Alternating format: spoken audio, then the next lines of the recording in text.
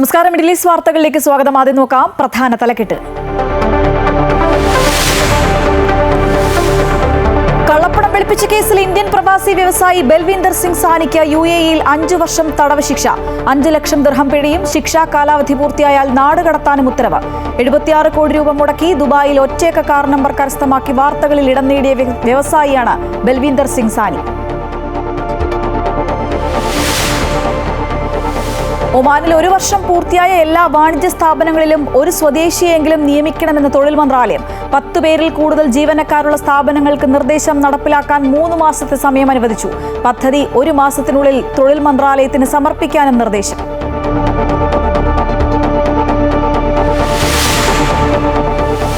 സർക്കാർ സർവീസിൽ ജോലിയുള്ള വനിതകൾക്ക് കെയർ ലീവ് പ്രഖ്യാപിച്ച ഷാർജ. ലീവിന് അർഹത ഭിന്നശേഷിയുള്ളതോ തുടർച്ചയായി പരിചരണം ആവശ്യമുള്ളതോ ആയ കുട്ടികളുള്ള സ്ത്രീകൾക്ക്. കെയർ ലീവ് കാലാവധി 3 വർഷം വരെ നീട്ടാം.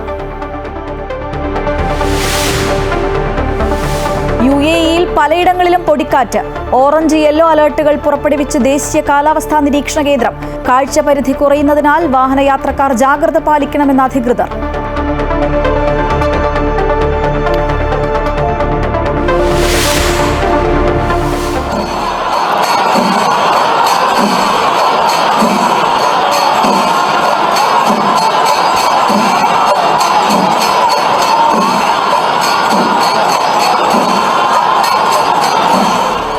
ആവേശമായി തൃശൂർ പൂരം. ഇലഞ്ഞിത്തറ മേളപ്പെരുക്കവും വർണ്ണവിസ്മയം തീർത്ത കുടമാറ്റവും കണ്ട് പൂരപ്രേമികൾ.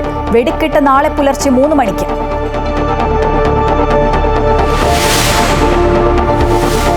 പഹൽഗാം ഭീകരാക്രമണ പശ്ചാത്തലത്തിൽ ഡൽഹിയിൽ നിർണായക ചർച്ചകൾ. പ്രധാനമന്ത്രിയുടെ അധ്യക്ഷതയിൽ സുരക്ഷാ ചുമതലയുള്ള മന്ത്രിസഭാ സമിതിയുടെ നിർണായക യോഗം നാളെ. കേന്ദ്ര മന്ത്രിസഭാ യോഗവും ചേരും. ഇന്ത്യക്കെതിരെ പാകിസ്ഥാൻ ഉന്നയിച്ച ആരോപണങ്ങൾ തള്ളി UN സുരക്ഷാ കൗൺസിൽ. ഭീകരതയ്ക്കെതിരായി ഇന്ത്യയുടെ നടപടികൾക്ക് പൂർണ്ണ പിന്തുണയെന്ന് ഖത്തർ. പഹൽഗാം ആക്രമണം വലിയ സുരക്ഷാ വീഴ്ചയെന്ന് മല്ലികാർജ്ജുൻ ഖാർഗെ.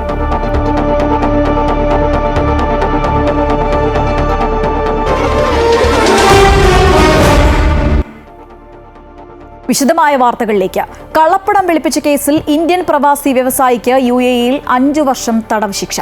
അബുസബ എന്ന പേരിൽ അറിയപ്പെടുന്ന ബൽവീന്ദർ സിംഗ് സാനിക്കാണ് ദുബായ് 4th ക്രിമിനൽ കോടതി ശിക്ഷ വിധിച്ചത്. 76 കോടി രൂപ മുടക്കി ദുബായിൽ ഒറ്റയക്ക കാർ നമ്പർ കരസ്ഥമാക്കി വാർത്തകളിൽ ഇടം നേടിയ വ്യവസായിയാണ് ബൽവീന്ദർ സിംഗ് സാനി. ക്രിമിനൽ സംഘടനയുമായി ചേർന്നാണ് ബൽവീന്ദർ കള്ളപ്പണം വെളുപ്പിക്കൽ നടത്തിയതെന്ന് പ്രാദേശിക അറബിക് പത്രം റിപ്പോർട്ട് ചെയ്തു. തടവ് ശിക്ഷയ്ക്ക് പുറമെ 5 ലക്ഷം ദിർഹം പിഴയും, ശിക്ഷാ കാലാവധി പൂർത്തിയായാൽ നാട് കടത്താനും കോടതി ഉത്തരവിൽ നിർദ്ദേശിച്ചു. 2016-ൽ D5 എന്ന ഒറ്റയക്ക കാർ നമ്പർ സ്വന്തമാക്കാൻ 76 കോടി രൂപയോളം മുടക്കിയതോടെയാണ് അബുസബ എന്ന ബൽവീന്ദർ സിംഗ് സാനി ജനശ്രദ്ധ നേടുന്നത്. ഒമാനിൽ 1 വർഷം പൂർത്തിയായ എല്ലാ വാണിജ്യ സ്ഥാപനങ്ങളിലും ഒരു സ്വദേശിയെങ്കിലും നിയമിക്കണമെന്ന് തൊഴിൽ മന്ത്രാലയം. 10 പേരിൽ കൂടുതൽ ജീവനക്കാരുള്ള സ്ഥാപനങ്ങൾക്ക് നിർദ്ദേശം നടപ്പിലാക്കാൻ 3 മാസത്തെ സമയം അനുവദിച്ചു. 10-ൽ താഴെ ജീവനക്കാരുള്ള സ്ഥാപനങ്ങൾക്ക് 6 മാസം വരെ സമയം ലഭിക്കും. ഇതിനായുള്ള പദ്ധതി 1 മാസത്തിനുള്ളിൽ തൊഴിൽ മന്ത്രാലയത്തിന് സമർപ്പിക്കണമെന്നും നിർദ്ദേശത്തിൽ പറയുന്നു. ഒമാനിൽ സ്വകാര്യ മേഖലയിലെ സ്ഥാപനങ്ങളിൽ സ്വദേശീവൽക്കരണത്തിൽ വലിയ അസമത്വം നിലനിൽക്കുന്നുണ്ട് എന്നും ഇത് പരിഹരിക്കാനാണ് ശ്രമിക്കുന്നതെന്നും തൊഴിൽ മന്ത്രാലയം വ്യക്തമാക്കി. സർക്കാർ സർവീസിൽ ജോലിയുള്ള വനിതകൾക്ക് കെയർ ലീവ് ആനുകൂല്യം പ്രഖ്യാപിച്ച ഷാർജ. ഭിന്നശേഷിയുള്ളതോ തുടർച്ചയായി പരിചരണം ആവശ്യമുള്ളതോ ആയ കുട്ടികളുള്ള സ്ത്രീകൾക്കാണ് കെയർ ലീവ് അനുവദിക്കുക. പ്രസവാവധി പൂർത്തിയായ ശേഷം ആരംഭിക്കുന്ന കെയർ ലീവ് കാലാവധി 3 വർഷം വരെ നീട്ടാം. UAE സുപ്രീം കൗൺസിൽ അംഗവും ഷാർജ ഭരണാധികാരിയുമായ Sheikh doctor Sultan bin Muhammad Al ഖാസിമിയാണ് ഇക്കാര്യം അംഗീകരിച്ച് ഉത്തരവിറക്കിയത്.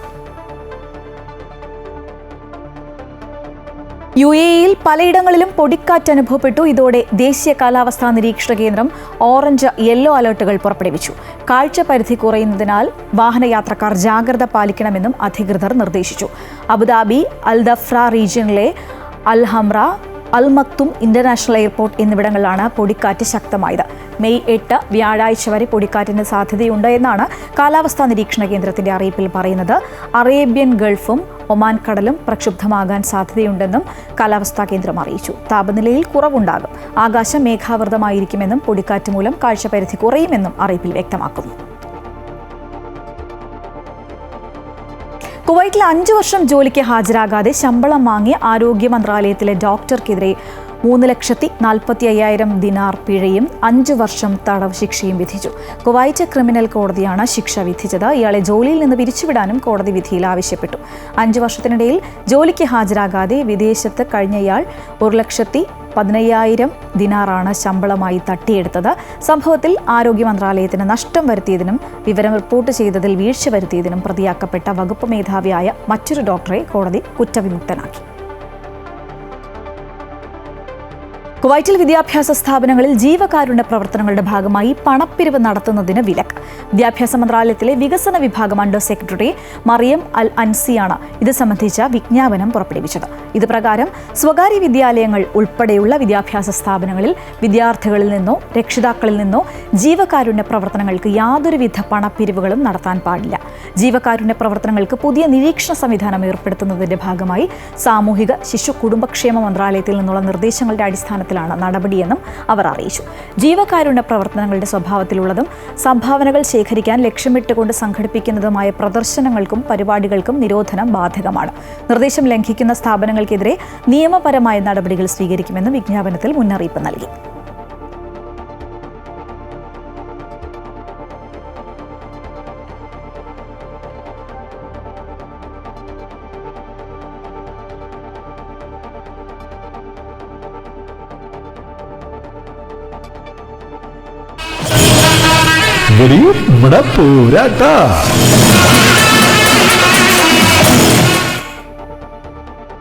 ലോകമെമ്പാടുമുള്ള പൂരപ്രേമികൾ കാത്തിരുന്ന തൃശൂർ പൂരത്തെ വരവേറ്റ് തൃശൂർ നഗരം.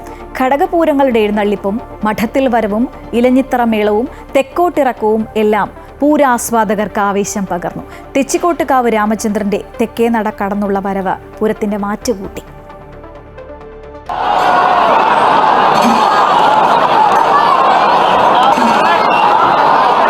രാവിലെ 7:30 കണിമംഗലം ശാസ്താവാണ് ആദ്യം എഴുന്നള്ളിയെത്തിയത്.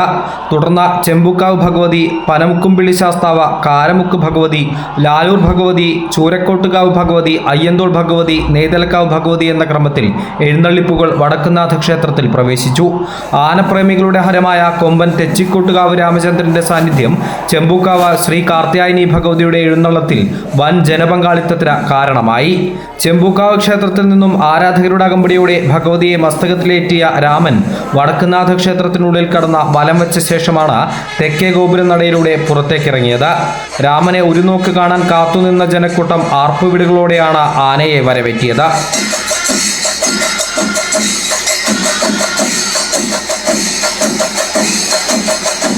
തുടർന്ന് തിരുവമ്പാടി ഭഗവതിയുടെ എഴുന്നള്ളിപ്പ് തെക്കേ മഠത്തിന് മുന്നിലെത്തിയപ്പോൾ കോങ്ങാട് മധു നയിക്കുന്ന മഠത്തിൽ വരവ് പഞ്ചവാദ്യം കാണാൻ ആയിരങ്ങളാണ് തടിച്ചുകൂടിയത്.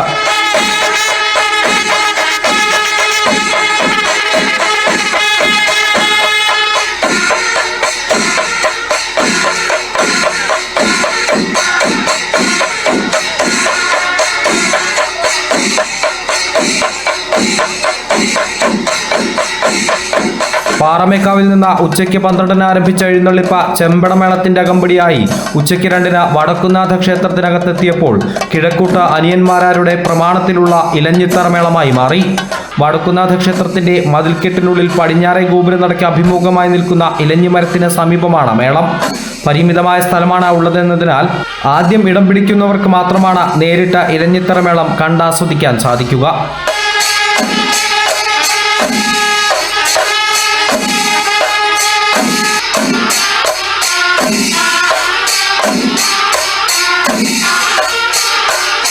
മേളം കഴിഞ്ഞതോടെ തിരുവമ്പാടി, പാറമേക്കാവ് ക്ഷേത്രങ്ങളുടെ 15 വീതമുള്ള ആനകൾ ആടയാഭരണങ്ങൾ അണിഞ്ഞെത്തി വടക്കുന്നാഥ ക്ഷേത്രത്തിന്റെ തെക്കേ ഗോപുരനടയിലൂടെ പുറത്തേക്കിറങ്ങി. തെക്കോട്ടിറക്കം എന്ന ഈ ആചാരപ്രകാരം ആദ്യം പാറമേക്കാവ് വിഭാഗത്തിന്റെ ആനകളാണ് തെക്കേ ഗോപുരനടയിലൂടെ പുറത്തിറങ്ങി സ്വരാജ് റൗണ്ടിലെ റോഡിൽ തെക്കേ ഗോപുരനടയിലേക്ക് അഭിമുഖമായി നിന്നത്. തുടർന്ന് പുറത്തിറങ്ങിയ തിരുവമ്പാടി വിഭാഗത്തിന്റെ ആനകൾ തെക്കേ ഗോപുരനടയ്ക്ക് മുന്നിൽ റോഡിലെ പാറമേക്കാവ് വിഭാഗത്തിന് അഭിമുഖമായും നിന്നു. ശേഷമായിരുന്നു വർണ്ണാഭമായ കുടമാറ്റം.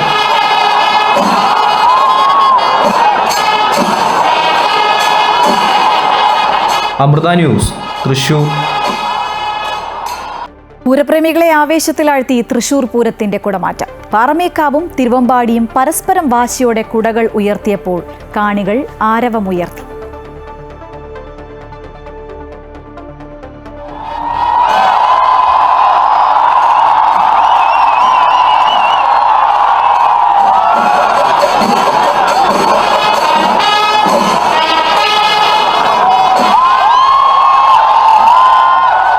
ഗണപതിയും വിഷ്ണുവും കൃഷ്ണനും ദുർഗാദേവിയും മാവേലിയും കലോത്സവത്തിന്റെ സ്വർണ്ണക്കപ്പും ചെണ്ട കൊട്ടുന്ന ബാലനുമടക്കം കൗതുകമുണർത്തുന്ന കുടകളാണ് ഇരുവിഭാഗവും ഒരുക്കിയത്.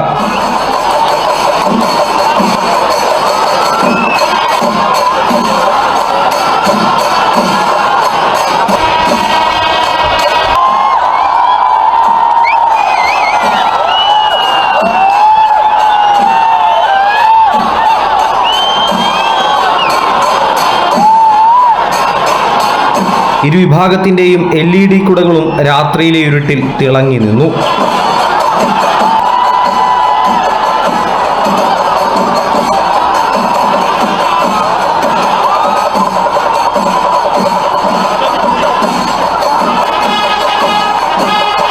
ക്ഷേത്ര മൈതാനിയുടെ വാനിൽ വർണ്ണവിസ്മയം തീർത്ത കുടകൾ വിരിഞ്ഞപ്പോൾ ആർപ്പുവിളികളോടെയാണ് പൂരം ആസ്വാദകർ കുടമാറ്റത്തെയും ഏറ്റെടുത്തത്.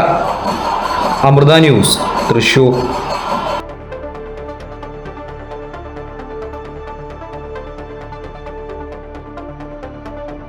കൂടുതൽ ഗൾഫ് വാർത്തകൾ നോക്കാം. കൊല്ലം ജില്ലാ പ്രവാസി സമാജത്തിന്റെ വനിതാ വിംഗ് ഷാർജയിൽ സൗജന്യ മെഡിക്കൽ ക്യാമ്പ് സംഘടിപ്പിച്ചു. സ്ഥാനാർബുദം, ആർത്തവ വിരാമം എന്നീ വിഷയങ്ങളിൽ ബോധവൽക്കരണ ക്ലാസ്, സൗജന്യ പ്രമേഹ രോഗ രക്തസമ്മർദ്ദ പരിശോധന എന്നിവ ഉൾപ്പെടെയുള്ള medical camp Sharjah Indian association ഹാളിലാണ് നടന്നത്. ഡോക്ടർ ഇസ്മായിൽ, ഡോക്ടർ സർജിക്കൽ സെന്ററിലെ gynaecologist doctor Sajeesh Shamsuddin, advanced care ക്ലിനിക്കിലെ ന്യൂട്രീഷനിസ്റ്റ് ഡോക്ടർ ബിൻഷാദ് അമീർ എന്നിവർ പരിപാടിയിൽ ക്ലാസുകൾ നയിച്ചു. വനിതാ വിംഗ് പ്രസിഡന്റ് ബിന്ദു ഷിബിലി അധ്യക്ഷത വഹിച്ച യോഗത്തിൽ ജീവകാരുണ്യ പ്രവർത്തകയും ഹെൽത്ത് വർക്കറുമായ ഹാജി റബി വലിയകത്ത ഉദ്ഘാടനം നിർവഹിച്ചു.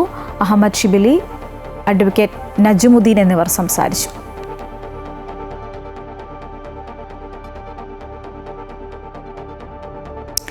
ഷാർജ കുട്ടികളുടെ വായനോത്സവത്തിൽ തന്റെ എഴുത്ത് ജീവിതത്തെക്കുറിച്ച് കുട്ടികളുമായി സംവദിച്ച മലയാളി വിദ്യാർത്ഥിനി തഹാനി ഷാഹിർ ഷാർജ ബുക്ക് അതോറിറ്റിയുടെ നേതൃത്വത്തിൽ എക്സ്പോ സെന്ററിൽ സംഘടിപ്പിച്ച വായനോത്സവത്തിന്റെ അവസാന ദിവസം ക്രിയേറ്റീവ് കിഡ്സ് കഫേയിലാണ് തഹാനി കുട്ടികളുമായി സംവദിച്ചത്. നവീന കാലഘട്ടത്തിൽ ആർട്ടിഫിഷ്യൽ ഇന്റലിജൻസിന്റെ പ്രാധാന്യം ഏറെ വലുതാണെങ്കിലും കലാസാഹിത്യ മേഖലകളിൽ AI-യുടെ സ്വാധീനം സ്വാഭാവികമായ സർഗാത്മകതയെ ബാധിക്കുമോ എന്ന ആശങ്കയുണ്ട് എന്ന് തഹാനി ഷാഹിർ പറഞ്ഞു. കൊല്ലം സ്വദേശിനിയായ തഹാനി ഷാഹിർ ഷാർജ അവറോൺ ഇംഗ്ലീഷ് ഹൈസ്കൂളിലെ 12ാം ക്ലാസ് വിദ്യാർത്ഥിനിയാണ്. ചെറുപ്രായത്തിൽ തന്നെ കവിതകൾ എഴുതി തുടങ്ങിയ തഹാനി ഇതിനോടകം 3 ഇംഗ്ലീഷ് കവിതാ സമാഹാരങ്ങൾ പ്രസിദ്ധീകരിച്ചിട്ടുണ്ട്. ജിദ്ദ ഇന്ത്യൻ ഇസ്ലാഹി സെന്ററിലെ പഠിക്കുന്ന ഖുറാൻ വിദ്യാർത്ഥികൾക്കുള്ള സ്നേഹോപഹാര പരിപാടി സംഘടിപ്പിച്ചു.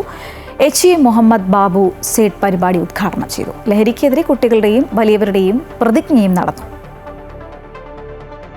ജിദ്ദയിലെ വിവിധ സംഘടനകൾ സംഘടിപ്പിച്ച ഖുർആൻ പാരായണ മത്സരങ്ങളിൽ വിജയികളാവുകയും മികച്ച പ്രകടനം കാഴ്ചവെക്കുകയും ചെയ്ത ജിദ്ദ ഇസ്ലാഹി സെന്ററിലെ തഹ്ഫീദുൽ ഖുർആൻ വിദ്യാർത്ഥികളെ ആദരിക്കൽ ചടങ്ങ് സംഘടിപ്പിച്ചു. KNM സംസ്ഥാന vice president HE Muhammad Babu Sait പരിപാടി ഉദ്ഘാടനം ചെയ്തു. ഒരു മുസ്ലിം വഖഫ് ചെയ്താൽ അതിന്റെ ഗുണം എല്ലാ മനുഷ്യർക്കും ജീവജാലങ്ങൾക്കും വരെ ഗുണം ലഭിക്കും. അതുകൊണ്ട് വഖഫ് എന്താണെന്ന് നമ്മൾ മനസ്സിലാക്കുകയും മറ്റുള്ളവർക്ക് പറഞ്ഞു കൊടുക്കാനും സാധിക്കണമെന്ന് ബാബു സേഠ് ഉദ്ഘാടന പ്രസംഗത്തിൽ പറഞ്ഞു. അഹ്സൻ എന്ന വിഷയത്തിൽ ISM സംസ്ഥാന സെക്രട്ടറി യാസർ അറഫാത്ത് പ്രഭാഷണം നടത്തി. ലഹരിക്കെതിരെ നാം അതിശക്തമായി പോരാടണമെന്നും അദ്ദേഹം പറഞ്ഞു. ലഹരിക്കെതിരെ വലിയവരുടെയും കുട്ടികളുടെയും പ്രതിജ്ഞയും സംഘടിപ്പിച്ചു. നൌഷാദ് കരുവണ്ണൂർ, TP അബൂബക്കർ എന്നിവർ സംസാരിച്ചു. അബ്ബാസ് ചെമ്പൻ അധ്യക്ഷത വഹിച്ചു. അബു സലഫി, നൂരിഷ വള്ളിക്കുന്ന് എന്നിവർ നേതൃത്വം നൽകി. സുൽഫിഖറുദായി, അമൃത ന്യൂസ്, ജിദ്ദ. ഇന്ത്യയുടെ സാംസ്കാരികതയുടെ അംബാസിഡർമാരാണ് പ്രവാസികളെന്നും പ്രവാസികളുടെ സംഭാവനകൾക്ക് പ്രാധാന്യം നൽകുന്ന സർക്കാരാണ് ഇന്നുള്ളതെന്നും മംഗളൂരു പാർലമെന്റ് അംഗം ക്യാപ്റ്റൻ ബ്രിട്ടീഷ് ചൗത്ത കുവൈറ്റിൽ പറഞ്ഞു. ഭാരതീയ പ്രവാസി പരിഷത്ത് കുവൈറ്റിന്റെ ആഭിമുഖ്യത്തിൽ നടന്ന റൈസിംഗ് ഇന്ത്യ എന്ന പേരിൽ സംഘടിപ്പിച്ച സംവാദ പരിപാടി ഉദ്ഘാടനം ചെയ്ത് സംസാരിക്കുകയായിരുന്നു അദ്ദേഹം. മുൻകാലങ്ങളിൽ നിലനിന്നിരുന്ന ഔദ്യോഗിക തടസ്സങ്ങൾ നീക്കി പ്രവാസികൾക്കായി പ്രത്യേക ശ്രദ്ധയൂന്നിക്കൊണ്ടുള്ള നയങ്ങൾ സർക്കാർ ഫലപ്രദമായി നടപ്പാക്കി വരുന്നതായും MP വ്യക്തമാക്കി. പരിപാടിയിൽ കുവൈറ്റിലെ ബിസിനസ്, സാമൂഹ്യ സാംസ്കാരിക രംഗത്തെ പ്രതിനിധികൾ പങ്കെടുത്തു.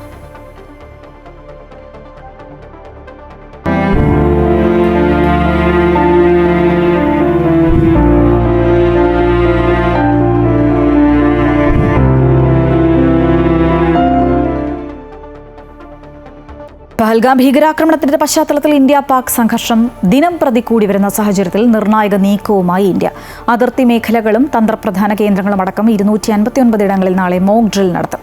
സുരക്ഷാ ഉപദേഷ്ടാവ് അജിത് ദോവൽ ഒരുക്കങ്ങൾ പ്രധാനമന്ത്രി ധരിപ്പിച്ചു. പാകിസ്ഥാനുള്ള ഇന്ത്യയുടെ തിരിച്ചടി ഉടൻ ഉണ്ടായേക്കുമെന്ന അഭ്യൂഹങ്ങൾക്കിടയിലാണ് തന്ത്രപ്രധാനമായ നിർണായക യോഗമടക്കം നാളെ ചേരുന്നത്. പെഹൽഗാമിന് പകരം വീട്ടാൻ രാജ്യം സർവ്വം സജ്ജമായി കഴിഞ്ഞു. മെട്രോകൾ, ആണവ നിലയങ്ങൾ, തുറമുഖങ്ങൾ അടക്കം സജ്ജമായി. നാളെ നടക്കുന്ന രാജ്യവ്യാപക സുരക്ഷാ മോക്ക് ഡ്രില്ലിന് വേദിയാകുക രാജ്യത്തെ 259 സ്ഥലങ്ങളാണ്. വ്യോമാക്രമണ, സൈറനുകൾ, പെട്ടെന്നുള്ള ഒഴിപ്പിക്കൽ തുടങ്ങിയ സാഹചര്യങ്ങളോടുള്ള ആദ്യ പ്രതികരണത്തിനുള്ള പരിശീലനത്തിലും മറ്റു വിഷയങ്ങളിലുമാണ് ഈ അഭ്യാസം പ്രധാനമായി ശ്രദ്ധ കേന്ദ്രീകരിക്കുന്നത് എന്നാണ് റിപ്പോർട്ടുകൾ. 1971 ശേഷം ഇത്തരത്തിലുള്ള ആദ്യ സംഭവത്തിനാണ് രാജ്യം സാക്ഷ്യം വഹിക്കുന്നത്. നാളെ നടക്കാനിരിക്കുന്ന രാജ്യവ്യാപക മോക്ക് ഡ്രില്ലിനു മുന്നോടിയായി രാജ്യത്തുടനീളമുള്ള സിവിൽ ഡിഫൻസ് തയ്യാറെടുപ്പ് വിലയിരുത്തുന്നതിനും ഏകോപിപ്പിക്കുന്നതിനുമായി ആഭ്യന്തര സെക്രട്ടറി ഗോവിന്ദ് മോഹൻ നിർണായക യോഗവും ഇന്ന് വിളിച്ചിരുന്നു. വിവിധ സംസ്ഥാനങ്ങളിലെ ചീഫ് സെക്രട്ടറിമാരും സിവിൽ ഡിഫൻസ് മേധാവികളും യോഗത്തിൽ പങ്കെടുത്തു. ഡൽഹി, പശ്ചിമ ബംഗാൾ, പഞ്ചാബ് തുടങ്ങിയ സംസ്ഥാനങ്ങളിൽ ഗതാഗതം, ജനക്കൂട്ട നിയന്ത്രണം എന്നിവയുൾപ്പെടെയുള്ള ജോലികളിൽ സജീവ സിവിൽ ഡിഫൻസ് വളണ്ടിയർമാരുടെ ശക്തമായ സാന്നിധ്യവുമുണ്ട്. അതേസമയം പാക് ഹാക്കർമാർ പ്രതിരോധ സ്ഥാപനങ്ങളിൽ കടന്നു കയറിയതും സർക്കാർ ഗൗരവതരമായി പരിശോധിച്ചു വരികയാണ്. ഇക്കാര്യങ്ങളെല്ലാം സുരക്ഷാ ഉപദേഷ്ടാവ് അജിത് ഡോവൽ പ്രധാനമന്ത്രിയെ ധരിപ്പിക്കുകയും ചെയ്തു. പ്രധാനമന്ത്രിയുടെ അധ്യക്ഷതയിൽ ചേരുന്ന നാളത്തെ നിർണായക യോഗത്തിൽ ഇക്കാര്യങ്ങളെല്ലാം ചർച്ചയാകും. തുടർന്ന് മന്ത്രിസഭായോഗവും ചേരും.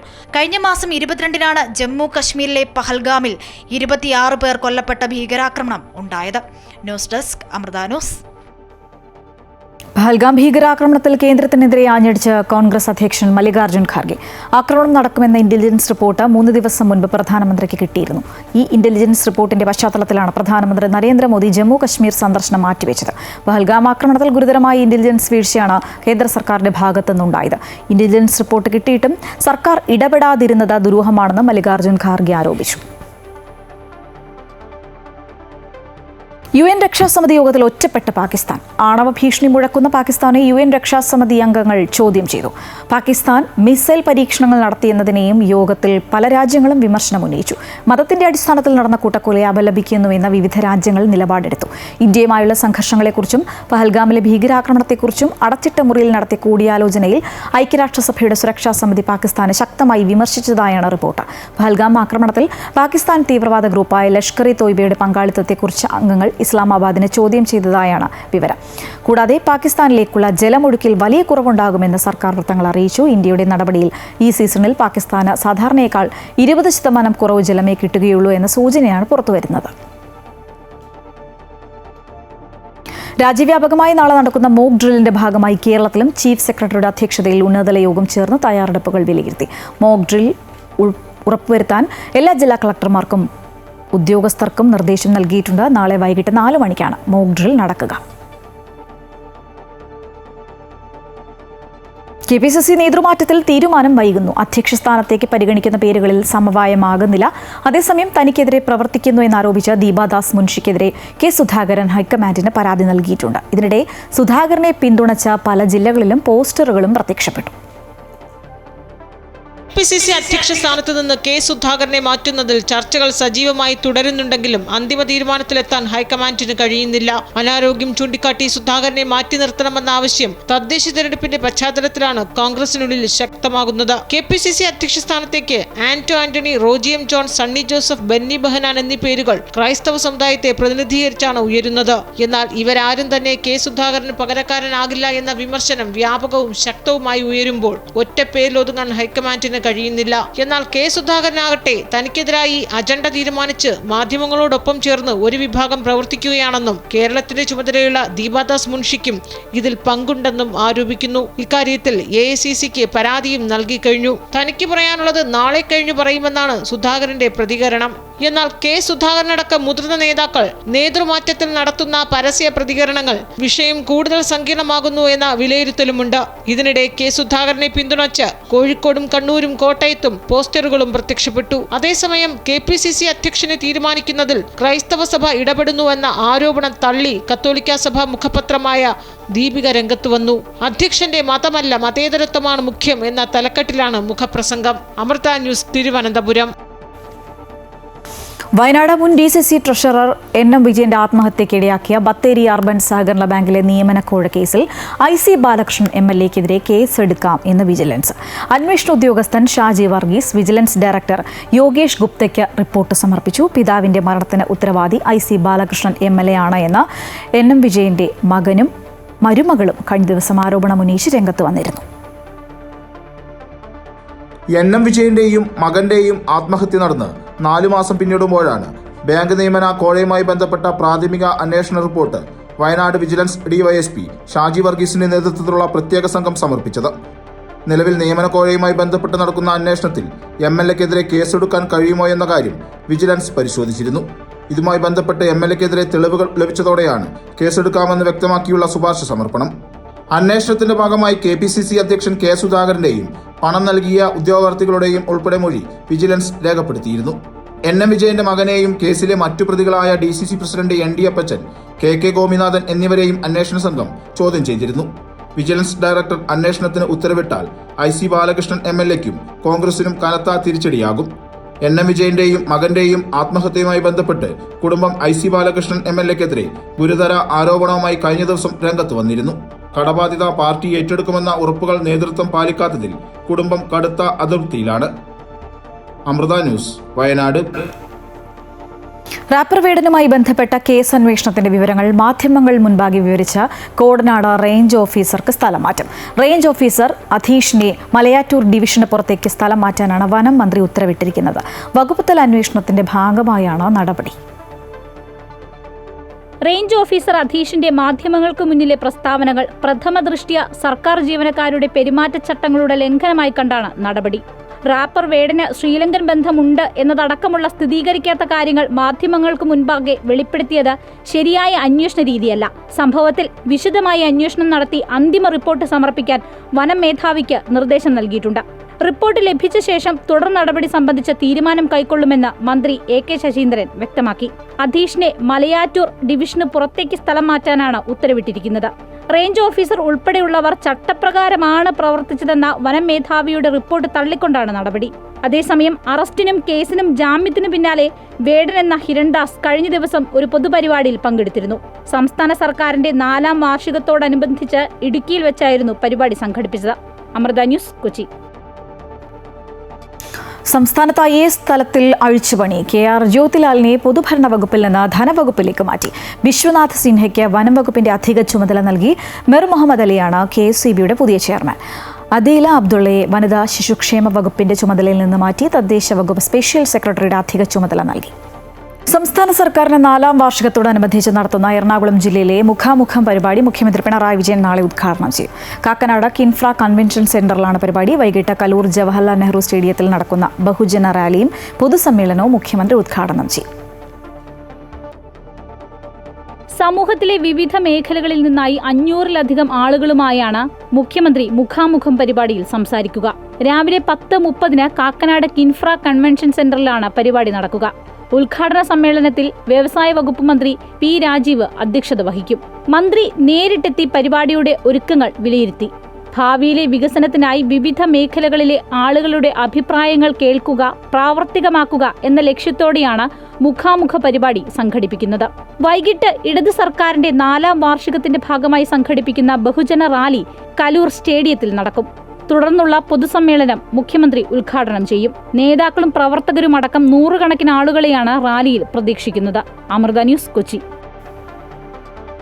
മാലിന്യവാഹിനിയായ ആലപ്പുഴ നഗരത്തിലെ കാവിത്തോട്.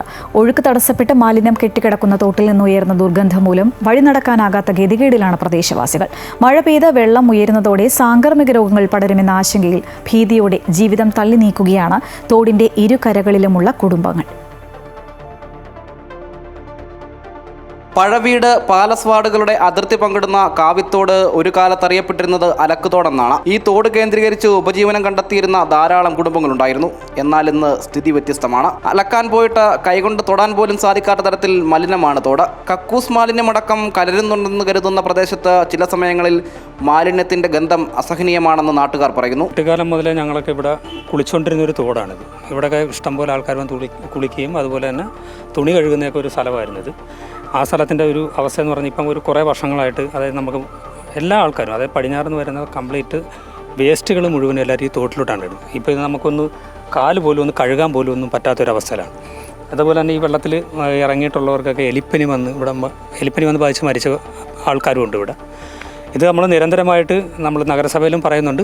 2-3 പ്രാവശ്യം വന്ന് അവർ വെറുതെ ഒന്ന് വന്ന് ഇങ്ങനെ ആഴം കൂട്ടി പോയതല്ലാതെ മറ്റ് പരിപാടികളൊന്നും ചെയ്തിട്ടില്ല. ഇവിടുന്ന് അങ്ങോട്ട് നമ്മൾ കുറച്ചുകൂടെ മുന്നോട്ട് മാറിക്കഴിഞ്ഞാൽ അവിടെ ഒരു പാലമുണ്ട്. ആ പാലം അന്ന് കിട്ടുമ്പോഴേ ഞങ്ങൾ പറഞ്ഞാണ് അതിൻ്റെ സെൻറ്ററിലൊന്നും പില്ലർ വെക്കാതെ ഇച്ചിരി പൊക്കി ഹൈറ്റ് കൂട്ടി ചെയ്യാൻ പറഞ്ഞിട്ട് അതും ചെയ്യാതെ അവർ നേരെ തോടിൻ്റെ ലെവലിലാണ് അത് ചെയ്തിട്ടിരിക്കുന്നത്. അതിൻ്റെ മുന്നോടിയായിട്ട് തന്നെ നമുക്ക് ഇങ്ങോട്ടൊക്കെ വരുന്ന ഈ വേസ്റ്റ് എല്ലാം ഇവിടെ തന്നെ ഇങ്ങനെ കിടക്കുകയാണ്. ഇതിൻ്റെ മെയിനായിട്ട് വേസ്റ്റ് തടയണമെന്നുണ്ടെങ്കിൽ ഇവിടുന്ന് പടിഞ്ഞാറുള്ള ആ ഇടത്തോടുകളുണ്ട്. ആ ഇടത്തോടുകളിൽ നിന്നാണ് ഈ വേസ്റ്റ് കൂടുതലായിട്ട് ഒഴുകി വരുന്നത്. അതിൻ്റെ ഏറ്റവും കൂടുതൽ ദുരിതം അനുഭവിക്കുന്നത് ഈ തോടിൻ്റെ ഇരു കരകളിലും താമസിക്കുന്ന ജനങ്ങളാണ് ഏറ്റവും കൂടുതൽ ഇത് അനുഭവിക്കുന്നത്. മണ്ണും ചെളിയും അടിഞ്ഞ് ഒഴുക്ക് തടസ്സപ്പെട്ട് കിടക്കുന്ന തോട് മഴക്കാലമാകുന്നതോടെ കൂടുതൽ പ്രതിസന്ധി ഉയർത്തും. തോടിന് കുറുകെ നിർമ്മിച്ച പാലങ്ങളുടെ തൂണുകളിൽ മാലിന്യമടിഞ്ഞതോടെ വെള്ളത്തിന്റെ ഒഴുക്ക് പൂർണ്ണമായി നിലച്ചു. പലയിടങ്ങളിലും പോള കൂടി നിറഞ്ഞതോടെ അവസ്ഥ കൂടുതൽ രൂക്ഷമാവുകയാണ്. മഴയെത്തുന്നതോടെ വെള്ളം ഉയരുകയും ഒഴുകാൻ മാർഗമില്ലാതാവുകയും ചെയ്യുന്നതോടെ പ്രദേശത്തെ വീടുകളിലേക്കും ഈ മലിനജലം ഒഴുകിയെത്തുമെന്ന ഭീതിയിലാണ് ജനങ്ങൾ. ഇത് സാംക്രമിക രോഗ വ്യാപനത്തിനും കാരണമായേക്കുമെന്ന ആശങ്കയും ഇവർക്കുണ്ട്. ജില്ലാ കളക്ടർക്കും വാർഡ് കൗൺസിലർക്കും പരാതി നൽകിയിട്ടും മാലിന്യം നീക്കം ചെയ്യാൻ യാതൊരു നടപടിയുമില്ല. മഴക്കാലം എത്തും മുൻപ് തോട്ടിലെ മാലിന്യം നീക്കണമെന്നാണ് നാട്ടുകാരുടെ ആവശ്യം. പൊതുവിടങ്ങളിൽ മാലിന്യങ്ങൾ വലിച്ചെറിയുന്ന മനുഷ്യൻ വിളിച്ചു വരുത്തുന്നത് മാരകമായ രോഗങ്ങളെ കൂടിയാണ്. ഇനിയെങ്കിലും മനുഷ്യന് തിരിച്ചറിവുണ്ടായില്ലെങ്കിൽ വരാനിരിക്കുന്നത് വലിയ വിപത്തായിരിക്കും. ആലപ്പുഴയിൽ നിന്നും ക്യാമറമാൻ വിനോദ് കരുവാറ്റയ്ക്കൊപ്പം അജയ് നാഥ്, അമൃത ന്യൂസ്. പഹൽഗാം ഭീകരാക്രമണത്തിന്റെ പശ്ചാത്തലത്തിൽ പാകിസ്ഥാനെതിരെ ശക്തമായ പ്രതികരണവുമായി ഇന്ത്യൻ ക്രിക്കറ്റ് ടീം പരിശീലകൻ ഗൗതം ഗംഭീർ. അതിർത്തി കടന്നുള്ള ഭീകരവാദം അവസാനിക്കുന്നതുവരെ ഇന്ത്യ പാകിസ്ഥാനുമായി ക്രിക്കറ്റ് കളിക്കരുതെന്ന് ഗംഭീർ പറഞ്ഞു. ഇന്ത്യക്കാരുടെ ജീവനേക്കാൾ പ്രധാനമായി മത്സരമോ വിനോദമോ ഇല്ല എന്നും ഗംഭീർ പറഞ്ഞു. ഇന്നത്തെ മിഡിൽ ഈസ്റ്റ് വാർത്തകൾ പൂർണ്ണമാവുകയാണ്. കൂടുതൽ വാർത്തകൾ അമൃത ന്യൂസ് യൂട്യൂബ് ചാനലിൽ കാണാം. നമസ്കാരം.